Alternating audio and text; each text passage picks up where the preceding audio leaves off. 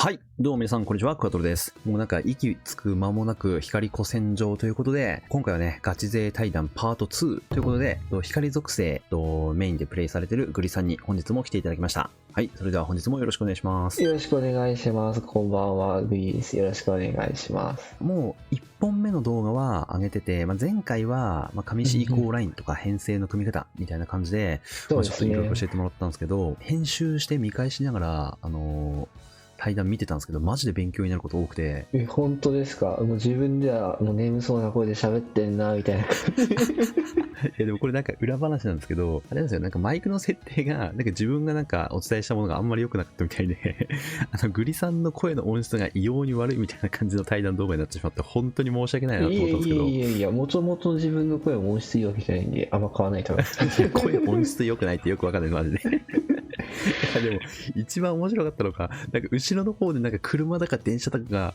ボーみたいな走ってる時があっていやなんかめっちゃ重要なこと言ってんのにめっちゃ後ろでなんか走ってるとかと思って、それがめちゃめちゃ面白かったんですよね夜に撮影してるんですけど、夜でも電車は走ってるんで申し訳ないって感じです前回のその対談については、さっきも言ったんですけど、ちょっと紙石移行ラインとか、武器編成のところをメインでやってたんで、まだ見てない人は今ここにサムネ出してると思うんですけど、概要欄にリンクを貼ってるので、ぜひそちらをご覧ください。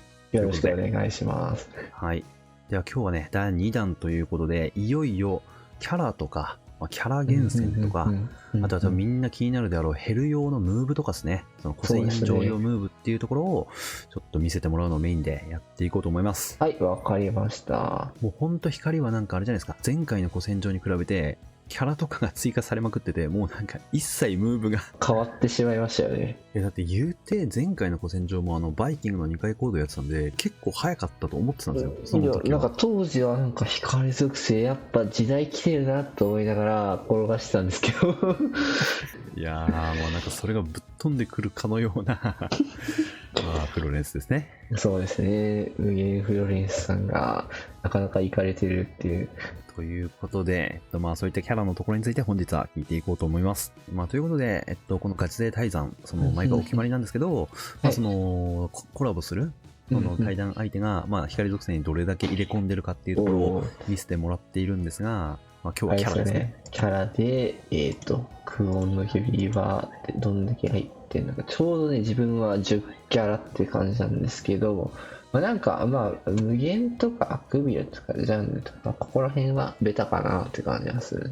でもロザミアとノアに入ってんのはマジでなんかあれですね、あんま見たことないですね。そうですね、ちょっと自分が、昔、2年ぐらい前、ルシファー HL っていうのが大盛況だった頃の名残って感じですね、ちょっと入れちゃったみたいな、手が滑っちゃったって若気の至りって感じなんですけれども若気の至りかっこ2年前みたいなでもそういうところ以外に関してはもうやっぱあれですね、光属性でその一時代を築いたキャラには大体入ってるみたいな。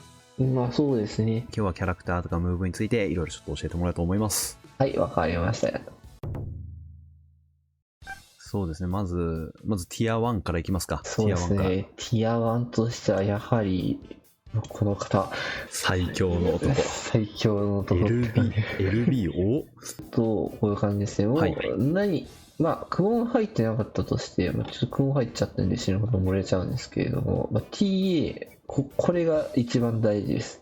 で、その次に光属性攻撃だとかで、攻撃の1個目1個目浴びだめみたいな感じが綺麗なんじゃないかなって感じです。で、指輪と耳飾りがこういう感じになって、ちょっと自分渾身 TA なんですけど、渾身 TA が理想っていう感じにはなってます。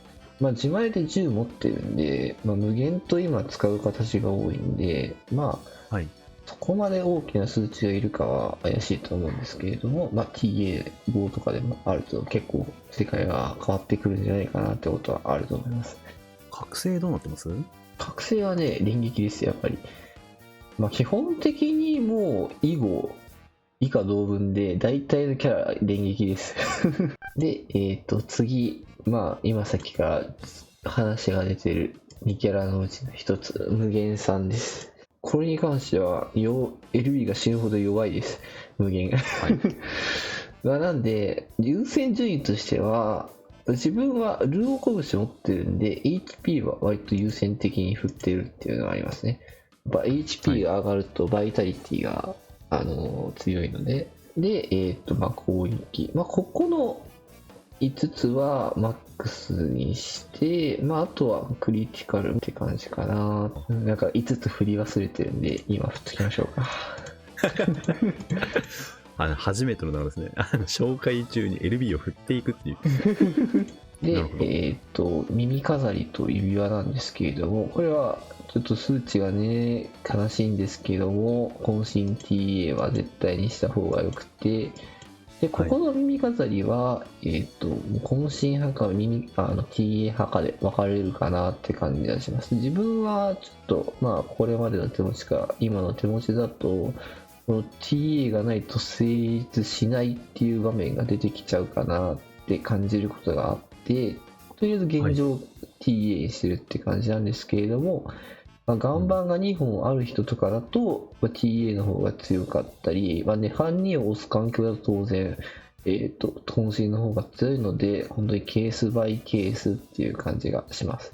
前回のその対談でちょっとちらっと言ってたかもしれないんですけど、あれですよね、涅槃の2を押すと涅槃の2に回避率がついてるから被弾しなくて反撃が発動しない時があるみたいな。そうなんですよ。ルミナス武器の金手、かっこいい拳さんと、無限のサポアビの幸せのパンケーキっていうのがあるんですけれど、涅槃に押すと発動しないかもしれないっていうことが出てきちゃうんですよね。だからあれなんですね、その躍起になって TA を厳選してそうみたいな、自力であれを押さずにも成立ようにしたいみたいなのが、結構光属性のこのフロントキャラに今起きてるみたいな感じなんですね。そうなんですよね。もう指輪と入力されて 14% で、もう覚醒で 5%、19% で、無限の基礎 T が 3% なんで、もうこれだけでもう単体で 22%TS なんで、あとはなんやかんやで埋めていくって感じですね。で、次のキャラなんですけれども、やはりこの子、強い。今もうビッグウェーブ中ですね。主人公につけても強いし、無限につけても強いっていう感じで。それで言うと、レスラーだと無限につけることが多くて、リリックバスターだと主人公につけることが多い。明らかもう、やっぱいつあさってすごいなっていうのは思いますよね。なるほど、そうですよね。しかも1ターンですからね。でそこまでね、このフロレンス自体が殴り役ってわけじゃないんで、そこまで火力がいるかって感じなんですけれども、一応自分は渾身で今作ってるんですけれども、実は TE を 10% ぐらい振ってると、この子も確定 TE になる場面みたいなのが結構あるんですよ。TA10% ですか？ 10% ぐらい大体ですけど、岩盤1本持ち想定ぐらいです。2本あるといらないんですけど、結局今さっきやってこの子のナブイ自体はビビたるものなんで、そこまでこの子のその TE 確定にこだわるのかみたいなところがあるんですよ。だからちょっとそれ次第で環境は変わるとは思うんで、一概には言えないですけれども、当然これも渾身 TA がベターですね。渾身だなっていうのはちょっと弱いんで、ちょっとなかなかあれですけれどもなんかおすごい、やばいのついたけどなかなかいいですね。初でしょ、この対談中に更新していくっていう初めて見るけど面白すぎる。グリさんマジ話して面白すぎるんだよ本当に。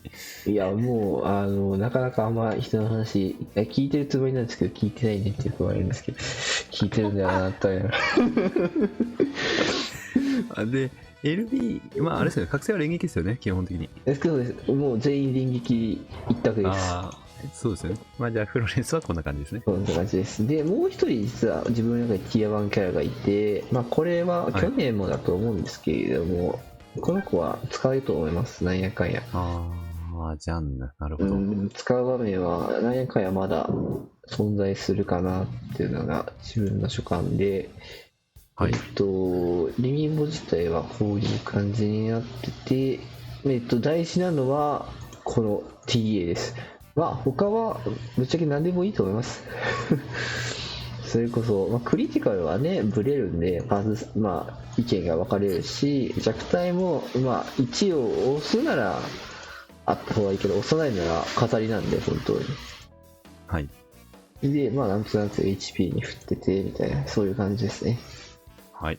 でこれなるほもどですね。連撃で連撃ですす。ね。はい。で耳飾りと指輪はこういう感じになってて、これも本当はね渾身 TA がいいんですけど、ステマックスと渾身10を捨てる勇気が自分には今なくてそれはちゃめちゃに強いですね。そうなんですよね。ちょっとこれはなかなか捨てる決心がつかなくて、まあでもこれに関してはこの 10% 追加でついてるので、まあかなり強いんですけどね。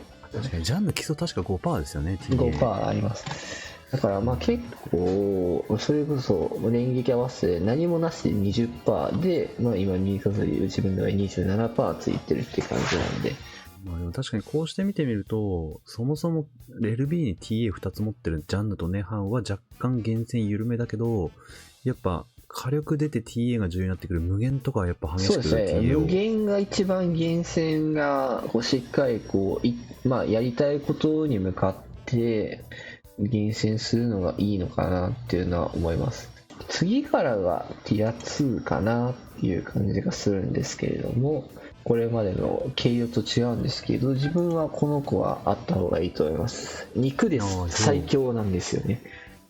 もう誰よりも強い本当にこの子がいないとちょっと苦しいなって気持ちになりそうなのがようなんですよ。まあまあこのサポアビがねとても強いです。いやー確かにそうし、なんか扇火力高いんですよね、そもそも。そうなんですよ。このサポアビに全てが集約されてるんですけどリーブに関してはとりあえず火力に乗せて、扇ダメージはね多分何もしなくても上限叩くんで、まあ、ちょっと装備にね、もちろんよると思うんですけれども、自分はもしかしたら通常で使うかもしれないと思って、まあ、去年 95Hz とかの最適解用がね、通常で使ってるとかあったと思うんで、これがクリティカルで、まあ、通常よりの LB って感じで、まあ、自分は今設定してるんですけれども、なるほど。で、それで、扇上下。で、まあ、ここは適当に、UW なり、渾身なり、まあ、渾身でいいかなって気はするんですけれども。まあ、でもね、ぶっちゃけこれは、一圧は使わない限りそんなに重要じゃないです。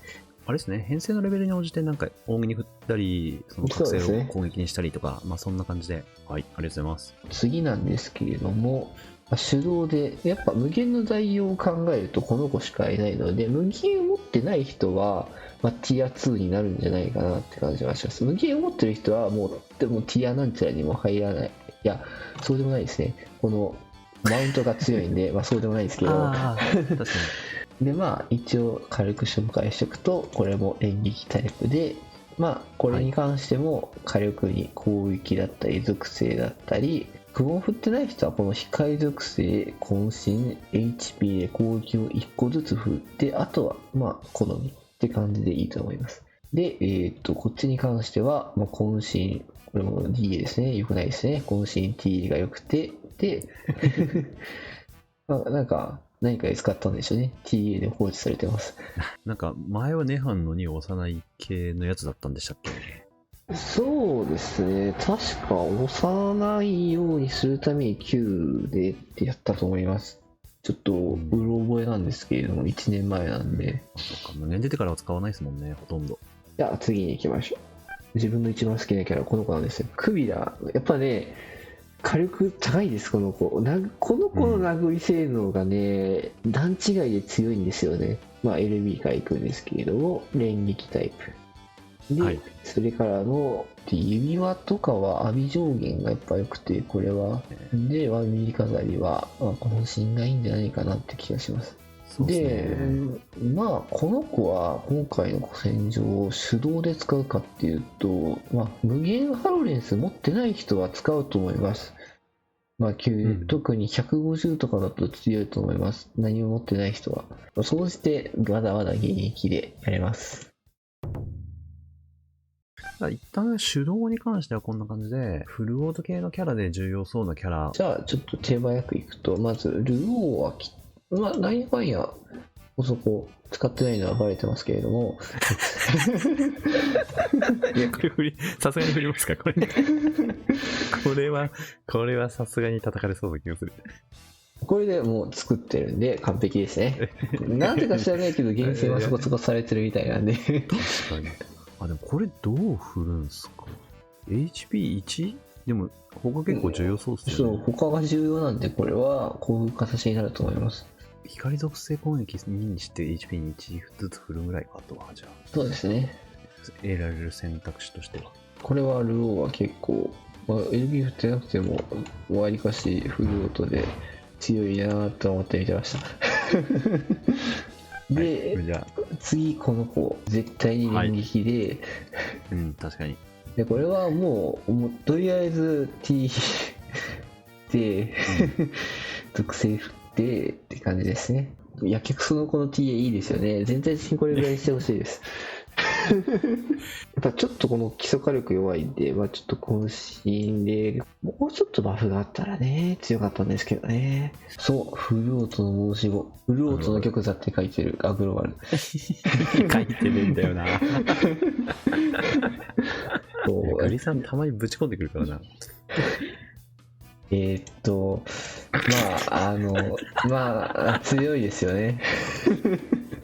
意外と強いのついてるのが意外と強いのついたら面白いな。まあでも多分これが大事だと思います、きっと。これとこの2つは振っとくに越したことはない。そうですね。他はまあなんかフルオートなんで、まあ耐久に寄せるなりこれいらない気がしますね。奥義。その次なんですけれども、まあ強そうなフルオートキャラといえばこれですね。ビーラはめちゃめちゃ強いですね。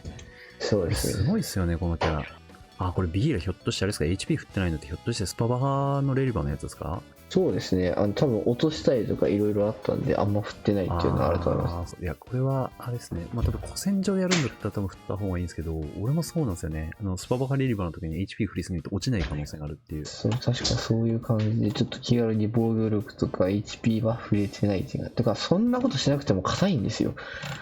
確かに。振ろうとするとき。そう、お亡くなりにならないので。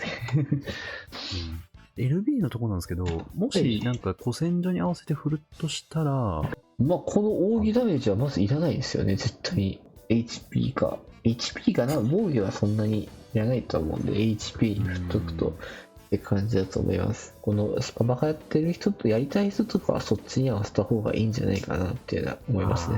でまあそうですね、これとかはもしかしたら200ヘルとかで使うかもしれないですね。フルを150そうなんですけれども、避けるのって強いんですよね。避けるのって、200ヘルって結構キャラが吹き飛ぶとかがね、やっぱ一番の癖というか泣いちゃうところなんで、まあね、当たらなければどうってことはないじゃないですけれどもどっかで聞いたなね、なんちゃらとろさんが言ってたような気がするんですよね。なんかちょっと耳覚えがあるような感じの声なんですけど、まあこれに関してはやっぱ弱体と網りダメとダメ上限、ここら辺が重要です。これも大事ですね。これはねいらないです。まあ以上って感じで軽くですけれども、まあこれはもう網り上限の方がいいかもしれないですね。ちょっとなぜか方針がついてますけど、なんか多分ソーンが前まで使われてたのって本当なんか肉集めの3チェ2チェ用とかそんな感じですよね。そうだったんですね。だから多分それの名残でついてるだけだと思うのよね。まあ一戦級かと言われるとあれですけど、まあちょっとマコラで裏出しとかがちょっと希望が見えるかもしれないですね。そうですね。まあそこら辺がまあねフルオートで強そうなところかなって気がします。まあ、ちょっとこれももしかしたら復活がうんぬんかんぬんみたいなことは過去にあったので、まああるかもしれない。ちょっと頭の片隅にあるといいかもしれないぐらいですかね。フルオあとはまあでもこんなとこですかね。あとはあれですね、なんか150ヒュンフとか結構気になってる人いると思うんですけど、あれってどんな感じなんですかね。そうですね、まあ、僕からヒュンフに関しては特段こう言及することは避けたいんですけど、なんか絵がなんかおかしくない？あれ 100 あれ100レベルじゃないですかこれ。まあちょっとね、諸事情によって個人的なこう気持ちというか諸事情というか感情というか大気どういうことちょっとそれ以上は言いづらいんですけどあまりこうまあ恨みがあるというかなんというかちょっと固い意志で、まあ、作ってないですまあ一応こう言っとくと他は超越してるんですよ一応超越してるんですけどあえて止めてるじゃないですかおっとこれはちょっと触れてはいけないところに触れてしまったそうですね、まあ、ちょっとニオとかもね作ってないの珍しいと思うんですけれども、まあ、風属性あんまり好きじゃないんでまあでもねちょっとまあ属性好きじゃなくて2を120なんで光属性そうなんですよねすごいなんか闇深そうだなちょっとこれ、ね、なんかおもろに2を超越し始めてるしちょっと作った方がいいかもっていうやつ思い始めました。いや元から作るよみたいなところはあると思うんですけどそうまあ今日はね光のガチ勢対談なのでここでも厳選始めるし追予想してちょっとなんだろう対談バフみたいなのついてるけどマジでなんか結構サクサク更新ついてくれますよねやばいね3個ぐらい更新してるじゃないもうまあ僕から言えることとしてはヒュンフが80だろうが100だろうが困ったことは一回もないですいやまあヒュンフはね、まあ、グリさんここに関してちょっとグリさんに代わって自分が言った方がいいのかななんかヒュンフは超越120とかにするとまあ 100でもいいのか超越すると奥義効果にそのディスペルに加えてスローが入ってで闇属性攻撃ダウンと連撃率ダウンが 100% ずつ入るんで、結構なんか何も押さないけどフローに入れてるだけで敵の攻撃が鎮火してまあ軽減されるからいい感じになるっていう風なことも昔あったんですよね。そうティラノサウルスの時代だったと思うんですけど確か。ああ強そうですね。そうですね。だいぶテンション低くなったな。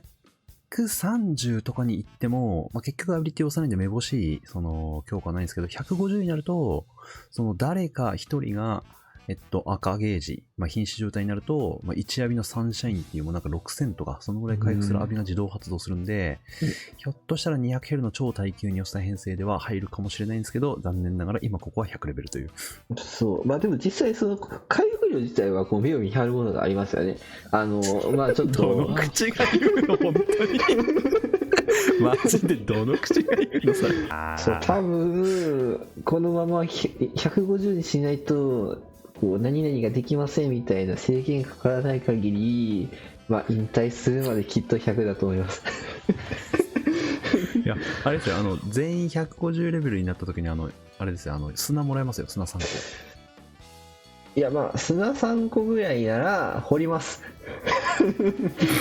いやマジでマジか石硬まあ一応ねこれ一応30個一応作ってはいるんで、まあ、いつでも作れるんでいつでも作れるっちゃ作れるんですけどまあまあよく言うじゃないですか作れるけど作らないそう作れないから作れるのは大きな差があるまあそういうことにしておきましょうお願いします頼みます本当に見逃してくださいいや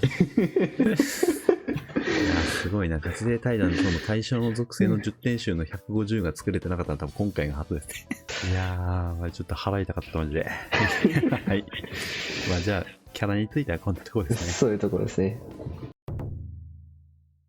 次がまあいよいよねもう光古戦場まで時間もないんでみんなが多分一番知りたいムーブのとこですね。で今回に関してはまあ一旦グリさんの方で自分からお願いして考えてきてもらってたのがまず肉集めと95ヘルとあと150の手動までは、まあ、今回ちょっとお願いして用意してきていただいたのでまあじゃあ肉集めからですかね。まあ一応まあ俗に言われるルミナス武器のありとなしをまあ1個ずつですけれどねこれがまず肉集めのルミナス武器なしちょっと自分は使わないんですけれどもまあこれで届くよっていう意味合いで作りました。で、武器に関しては、こういう感じになってて、で、石に関してはこういう感じですね。まあ、大事なのが、バブとかハルマルとかルオとか、まあ、大体全部で、まあそうですね。いらないものはなかったですね。ちょっと今見た感じ。いらないもの入れないですもんね、普通は。これに関しては、まあ、ぶっちゃけ何でもいいと思うんですけど、10なら。まあでも、とりあえず、まあ誰でも作るジョン・ドゥで今やってるんですけれども、弾に関してはこういう感じになってて、上3つが大事になってきます。EA するんで。エンドモデル。なるほど。エ一番攻撃力高いやつですね。そうなんですよ。このスラックショットとかも、この威力っていうところがとても大事になってくるんで、この威力が高いやつを入れましょう。で、なるほど。意外とバブ弾とか作ってる人いると思うんですけど、これバブ弾と200とかになっちゃうんで、ダメなんですよ。まあ余裕がある状態で殴りますよっていうことだけ覚えておいてもらえると、っていう挙動だけ、まあ一回見せて。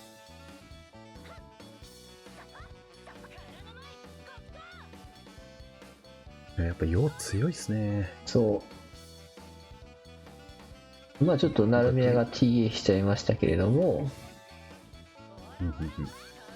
まあかなり余裕があるっていう感じなんで。これポイントは多分あれですかね、主人公が TA 確定になればみたいな。そうなんです。大事なのは主人公 TA 確定することで、このリンネと岩盤1はちょっとないと、なかなか TA 確定するのは難しいので、ない人、じゃあどうするのってなった時に、これをオメガ10で連撃にしましょう。まあそうですね。メインバブとハルマルで 60% で、ソルジャー基礎 TA15% と LB とボーナスで合計合わせて、主人公のがもともと 28% 持ってるんで、残りの60、88だから、残り 12% もらえればいいみたいな。そういうことなんですよ。で、これが岩盤とリンネ1本で 15.95 なんで、これをまあちょっとリンネ外すとどうなるかっていうと、これがね、10になっちゃうんですよ。ちょっと足りないんですよね。手話ごとのね、連撃とかでもいいかもしれないですね。なるほど。まず、じゃあそこはですね、手持ちに合わせて、ちょっとダメージが届くか見てもらって、連撃だけちゃんと担保するみたいな。そういうことです。なるほど。わかりました。ありがとうございます。で、次、金手アリの肉。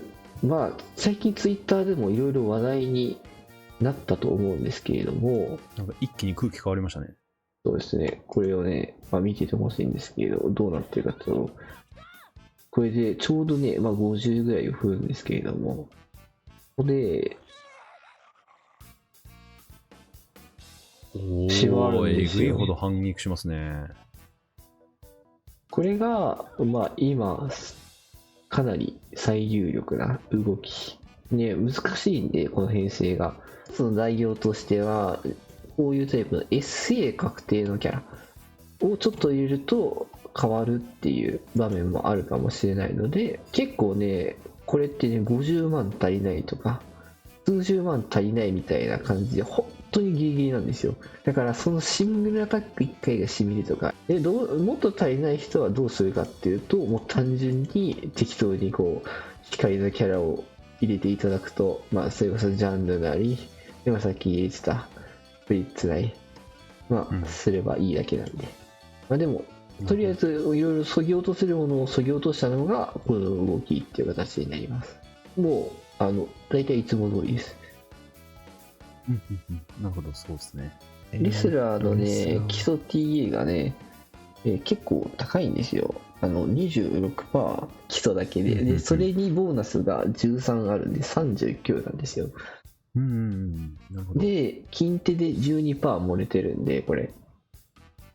じゃあもうそこで確定するんですね。だから、なんなら僕頑張んなくても実は確定なんですよ。だからなんか一本えぐい武器入ってますね。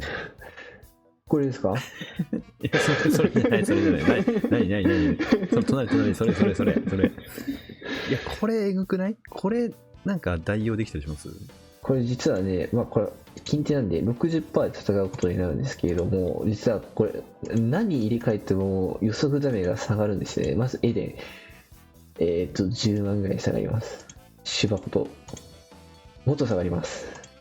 でもうワンチャン希望があるかなと思うのが、ちょっとこれ覚醒レベル上げてないんですけれども、サティ、奥義上限が上がるんで、単純に火力的には、作ってないんで一概に絶対に届くとは僕の口から言えないんですけれども、なりうるということだけでも、自分のやった中ではこれが一番安定というか届くかなって。でもね、これもね2、30回に1回ねちょっと5000ぐらい届かないみたいな時があったんで。 5000 ぐらい5000か。そう、ちょっとこれを15にしないといけないかなとか、苦音入れてあげたら届くなみたいなのはあるんで。なんかじゃあ本当にギリギリのところで戦ってるんですね。そう、まあこれ以外にも実は正解の編成があるらしいんですよ。ちょっと、はい、僕の口からは言えないんですけれども、自分で考えた編成は言えるんですけどね。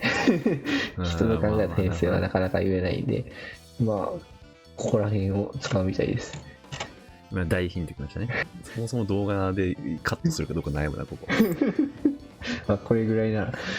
なのでこれ巨差です。まあ、意外とこいつが強いっていうのはガチです。いや、まあでもここはあれですね、ちょっと代用を聞かせられるかどうかは、実際にちょっと手持ちの中で試してもらって。そうですね、結構苦音が大事だと思うので、これの苦音で結構代用が決まるかどうかっていうのはあると思います。まああとキャラを増やすがね。そうですね、反撃で締められるんで SA 確定キャラを、まあ要するに 50% 超えればいいんですもんね。そうなんですよ。早いな。そう硬直ないですもんね、これなら。まあここも空いてるんで軽いですしね。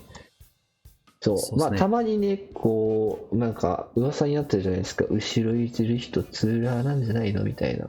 実は違うくて、後ろのキャラがいるかいないかでこの演出の軽さっていうのが変わってくるんですよ。だからね、結構コランの上位勢っていうのが後ろのキャラを抜いてることが多いっていう理由の一つなんですよね。だからできれば後ろのキャラを抜きたいんですよ。だからキャラがいなければいないほどいいから4番目も抜きたい。そういうことなんです。で、なんなら本来は実は召喚石も同じ召喚石の方が、例えばハデスとかバハブートとかの方が演出ちょっと軽いんですよ。実は読み込みが早いっていうか。出た。あれですよね、同じ画像ファイルを取得するから、そうなんですよ。その分読み込みが早いってやつですよね。そう。でもそんなね、それのためにバハムート252枚持ってる人間なんているわけもなくみたいな。まあ2発目じゃこんな感じ、こんな感じですね。そうですね、次95ヘル。95ヘルなんですけれども、95ヘルもじゃあ、あれできますか？ 150 とかもそうですけど、そのルミナスありなしみたいな感じで。なしの90が2つ。で、まあ1つ目はバナナイバーなんですけれども、ちょっとやってみますね、動きを。まず。はい、で、アルテミスを投げます。ちょっとね、肉の編成では排水しないと届かないんで、ちょっとすいません。これでまあ殴っていくって感じなんですけれども、銀天の輝きは TA してるって感じで、フローレンスだけ DA してましたよね、今見たら。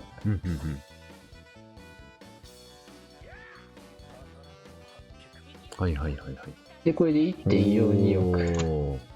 ダメ出ましたね、かなり。1.42 やったら全然本物も取りきますね。そう、結構まあ、ちょっといじることがあるかもしれないけれども、これ何ポチかっていうと、6ポチ1召喚で、大事なのはリロなしっていうことです。楽ちんです。確かよくよく見たらデバフ入れてないんですね、これ。あ、そうなんですよ。デバフ入れずに届くみたいな。そういうことで、これがね、バカ強いんですよね。まあ、一つの案として、一個頭の片隅に置いといてもらえたらいいんじゃないかなって感じ。いじるとしたら、まあ、このスター銃とかいじると、まあ、もうちょっと強くなるかもしれないよっていう感じですね。これはでもなんか、あれですね、多分、あんまり出回ってないムーブですね、本当に。6ポチ1召喚理論なし。で、たまにツイッターで、なんか聞いてなくても5ポチ1召喚で届くよみたいな言われてると思うんですけれども、きっとね、これなんですよ。合ってるかわかんないですけど、まあ、自分が考えるにこれかなって思うのがこれで、この弾はこういう感じになってます。火力が高いのを今さっきと一緒に詰めてるって感じです。一応補足をしとくと、これより重ローライのヒヒ1個入れた重ローライあるじゃないですか。あれが一番強いです。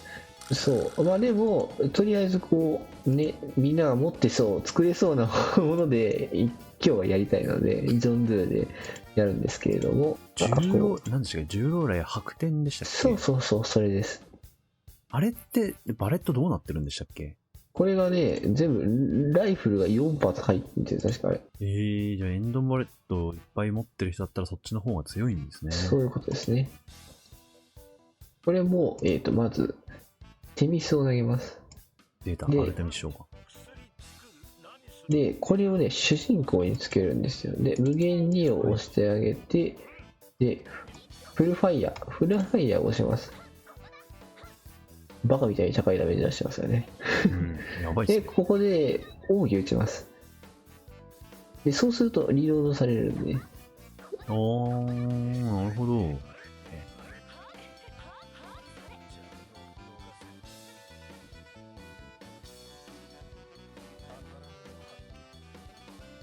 めっちゃ出てる。結構ダメージ余裕があるんですよね。しかもこれ、あれですね、なんかさっき主人公の転生効果が発動してるんですけど、それ抜きでも全然届いてますね、ダメージ的には。有力の一つなんじゃないかなっていうのは僕は感じてますね。でもあれか、今転生効果が発動したんですけど、敵のトリガーが全体攻撃とかだったとしたら、今度は無限のパンケーキが発動するんで、まあ大体このぐらいのダメージ出るんですね、じゃあ。まあこれにね、ちょいちょい武器が弱い人は、無限3を足すだとか、ネファン2を足すだとか、でもこれを軸に足していくっていう考えを持っとくと、これもまあミスト足せばいいし、みたいな。もっと余裕はあるので、まあ、幅広く使えるこうムーブの軸に基礎になるんじゃないかなっていう感じですね。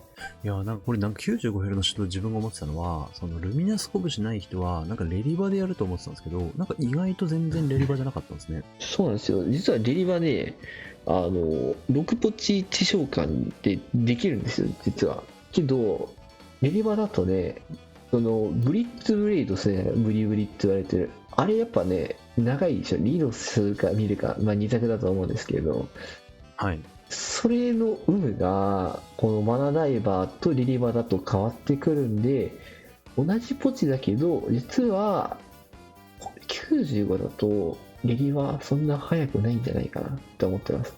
それこそ、まあ、足りない人は、あれってブリッツブレイドを足していくみたいな感じになると思うんですけれども、ブリッツブレイドを足すより、こっちでいうデバフを単純にミストを入れてあげる方が当然早いですし、こうプラス要素でもこういう動きの方がやりやすいんじゃないかなっていうのは思いますね。とね、150はね、後々紹介するんですけど、やっぱりリバ強いですけど、95のレンジに関してはちょっと疑問符が残るっていう感じですね。ここに関してはあれなんですね、その射程の問題でちょっと違う編成っていう風な感じなんですね、今回は。そうですね。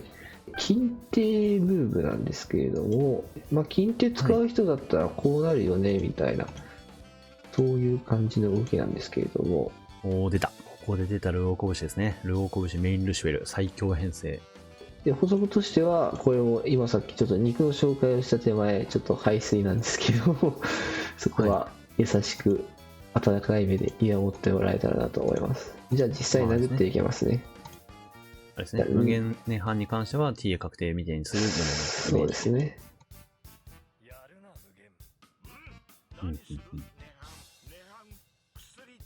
無限に涅槃13スープラ攻撃。で、アルテミス。そうですね。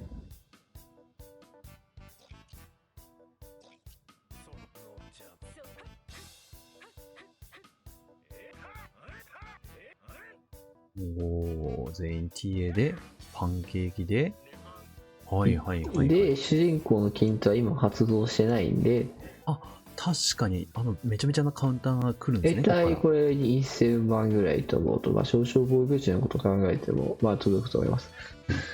でもやっぱその主人公にあたってカウンターするとかってめちゃめちゃ重要ですね、本当にこう見てみると。そうですね、多分鳥が間違いなく振るので。もうなんかこういう風にルミナス拳のムーブを見ちゃうと、その涅槃の2で回避率で邪魔されるのがいかにストレスになるかっていうのがもう本当にわかるんで。今さっきはそれで言うと5ポチ1召喚でリロで終わってたと思うんですけど、金手があると1ポチ減って4ポチ1召喚リロみたいな感じになるっていう差があるっていう感じです。いや、でもなんかこれもお決まりのようにあれなんですね。アルティメス指導なんですね。そうですね。もうバフが強いんで、とにかく光って少々でバフ入れなくても殴れちゃうんですよね、上から。まあそれで言うとこれがね、岩盤の方がいいです。補足だけ。無料の10年を待っててちょっとまだ天井してないので、なるほどね。ちょっと温かい目で見守ってもらえると。いやーでも早いな。やっぱ、みんな拳があると全然ムーブが違ってきますね。150はね、これになります。150がこれですね。はい。で、まあ、とりあえずね、はい、武器の説明はまた動きをしてから、大事なのが振りがね、黒キリンです。おー、出た。バブ黒キリン。で、無限にフロレンス1を主人公につけてね、半1、2、3。で、ブリッツテイドは押さないです。で、黒キリン。これで攻撃します。本番はミストとか入れます。当然、加減まで落とすって感じです。いや、いいダメージですね。そしてここで8000万。じゃあなんかあれですね。85トリガーを超えたみたいな。そういう感じです。で、裏ザルファ入れてるんで、まあ、マウントはついてるんで、ちょっとディスペルガードは、まあ、ちょっと今、渾身とりあえず今週末やってるんで、誘惑にしなきゃいけないかもしれないっていうのだけ頭に入れといてもらえると。はい。いいで、フロレンスをもう一回主人公につけて、ここでブリッツレイド一回押します。はい。で、またマシンセルを貯めて、1、2、3。感じですね。で、今さっきから見てもらってる通り、あんまりね、デバフ浮いてなかった時とダメージが変わらないんで、多分、防御値25の150でも、遜色ないダメージが出るんじゃないかなと思ってます。でこれで終わりです。4000万。はい。で、かなり3000万ぐらいは多めに出てるんですよ、これでも。だから、きっと通るんじゃないかなっていうのが主観です、ね。これは超余裕ですね。てか、これだったら1ターン目デバフ入れずに殴っても全然届きそうですね。ただ、ミストは入れないと弾き飛ぶ可能性があるんで。外伝ボーガ先生に何とかしてほしいですね。HP 足りるか分かんないですけど。そうですね。まあちょっとそこはね、まあやってみないと。どれぐらい痛いかはやってみないと分かんないんで。なるほど。じゃあちょっともう一回武器編成見せてもらってますか。そうですね。で、今どうなってるかっていうと、こういう形になってます。なるほど。なんか意外な武器いっぱい、なんかゼノコロー剣とか意外な武器いっぱい入ってるなと思ったら両面属性だから。で、このサティ、マジで謎だと思うんですけど、何が言いたいかっていうと、覚醒武器が入れたいってことです。なんでかっていうと、フレが黒キリンなんで、カゴが乗るものより、これ強いですよね。まあ、ぶっちゃけフレ黒キリンで、装備何言ってもそこまで大差ないです。まあ、85トリガーで、ちょっとディスペルガードあるなら、これ誘惑にして、うんぬんかんぬんみたいな感じでいじっていくっていう形になりますね。いやでもこれなんか思ったよりコンパクトでしたね。俺なんかもう、1ターン目から結構ブリッツいっぱい打つのかなみたいな思ってたんですけど。いや、もうね、ブリッツは4回で合わせて、多分、どうしても届かなかったら5回にするかもしれないですけど、まあきっと届くんじゃないかなっていう見立てですね。無限を持ってなかったらザルファで終末強さとかになるんですかね、きっと。そうですね、そうするしかないですね。まあ割とフローレンス取った人は多そうなんで、周年で。そうですね、もう主人公がもう8割方ダメージ出す先生なんで、そこまでね、無限の重要度は大事ですけれども、まあ、フローレンスよりは、まあ、50秒以内、まあ、40秒台は出るんじゃないかな。それこそ闇って結構いろいろないと難しいみたいな感じだと思うんですけど、まあ割と光は誰でもできそうっていうのは強いですよね。かなりもうハルモニアさえあればみたいなところがあるんで、石も結局投げてないんでアルテミスもいらないし。でもマジで俺このムーブやるかもしれないですね、本当に。自分、ルミナス講師持ってないんで、ちょっと今後なんか気が狂って取るかもしれないですが、まあ現状はレリバで行こうと思ってるんで。結構150に関しては、このレリバが誰がやっても強いっていう感じになってます。だから、まあじゃあ一旦レリバはこんな感じで、じゃあ次、ルミナス拳の150ですかね。ルミナス拳の150ヘルムーブについてはちょっとまだ検証中みたいなので、まあ叩き台編成みたいな感じになってしまうんですが、まあここからちょっと個人の装備に合わせて見ていくっていう感じですかね。150の近手なんですけれども、まあ、なんとなくこんな感じで、ふんわりしたムーブで、ちょっと水べりのね、追求引かないバージョンをね、やりたいので、あ、引けませんでしたね。いい感じです。釣り出し合いです。で、これで、攻撃します。はい。で、これで、まあ、殴っていくんですけれども、で、まず避けますと。で、これあれですね、避けたら最悪のあれが。で、ベルゼバブってやつを投げて、フローレンス、無限、で、涅槃、で、2プラ攻撃。はい。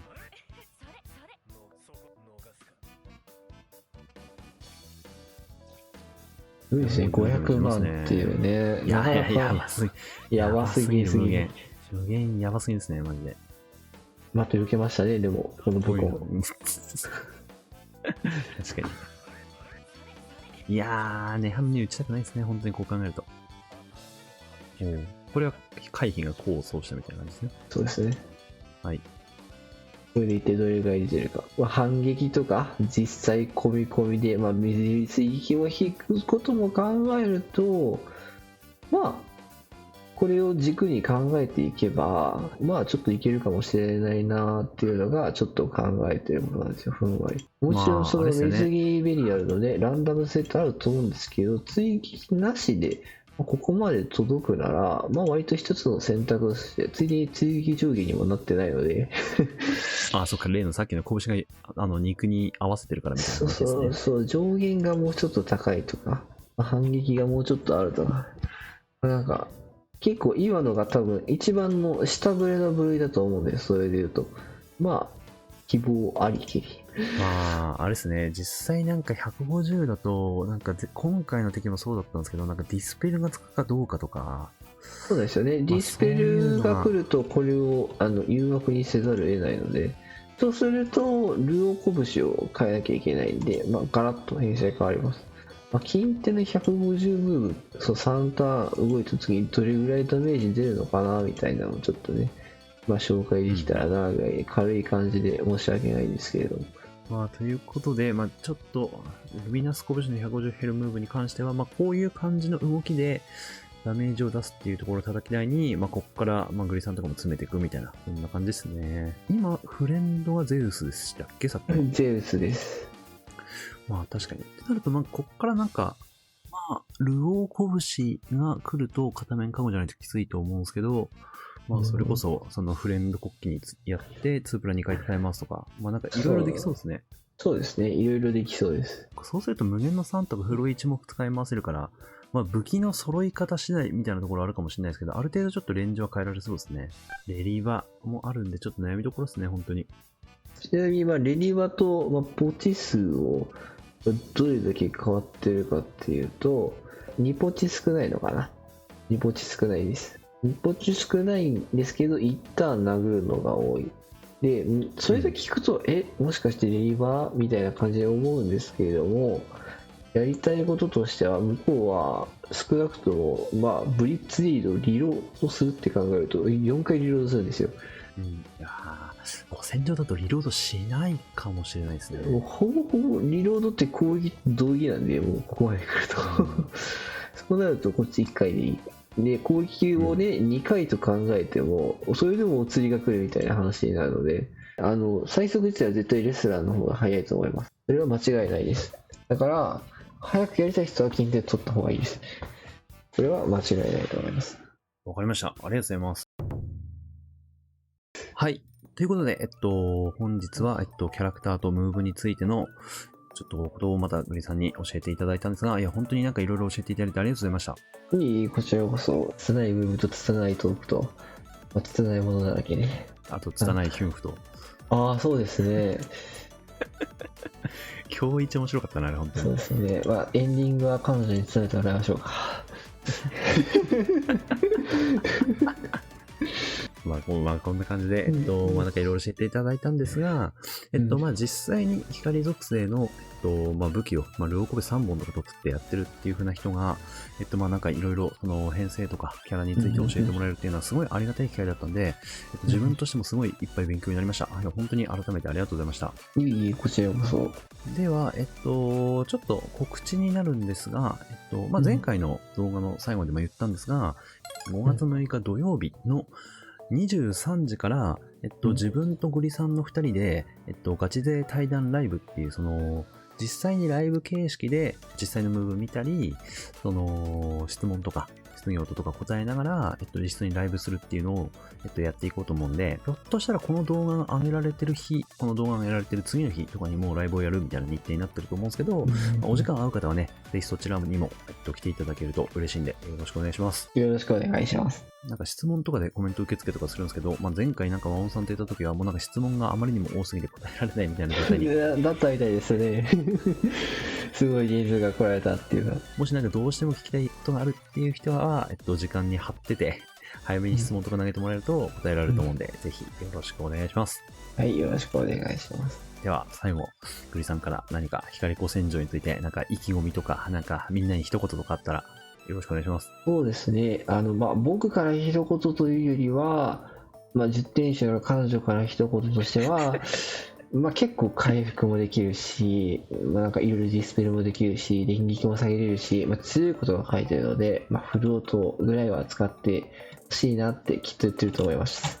僕からは以上です。フィンフからは以上です。